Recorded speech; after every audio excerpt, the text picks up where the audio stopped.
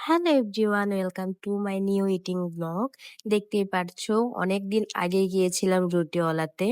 হ্যাঁ, এটা আমার অনেকদিন আগের ব্লগ, বাট আজকে এডিট করতেছিলাম। দেন এসে খাবার অর্ডার দিয়ে দিই, বেশি সময় লাগেনি। এরপরে ওরা সার্ভ করে আর তোমাদের জন্য পুরো প্লেসটা দেখাচ্ছিলাম ভিডিও করে। ওদের এখানে লাইভ কুকিং হয়, সো এটাও দেখাচ্ছিলাম। এরপর আবার খাবার চলে আসে। আমি বিফ নেহারি নিয়েছিলাম, আর নিয়েছিলাম বিফ শিক কাবাব, যার মধ্যে বিফ নেহারিতে একটু লবণ হয়নি এবং ওরা উপরে কোনো পেঁয়াজ, কাঁচামরিচ, লেবু কিছুই দেয়নি। এরপর তাদের থেকে চেয়ে নিতে হয়, আর একদমই লবণ হয়নি। আর আমার কাছে নেহারি এমন গ্রেভিওয়ালা একটু মজা লাগে না।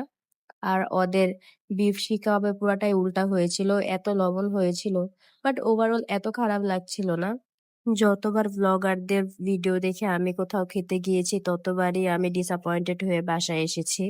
আমার ফিডে এতদিন ধরে যে কি পরিমাণ রুটিওয়ালার ভিডিও আসতেছিল, তার মধ্যে এটা উত্তরাতে না গিয়েও পারলাম না।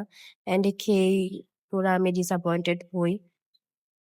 ভাই সিরিয়াসলি নিয়ে রেখে লবণ হয়নি, বাট চাওয়ার পর তারা লবণ, লেবু, আরো স্পাইস যেগুলা ওগুলা দিয়েছিল।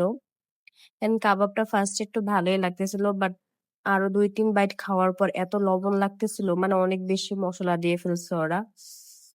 সো যাই হোক, আমি তাও খাচ্ছিলাম, কি করব, টাকা দিয়ে নিয়েছি। সো এই ছিল আমার একটা ছোট vlog. Thanks for watching everyone. আল্লাহ হাফেজ।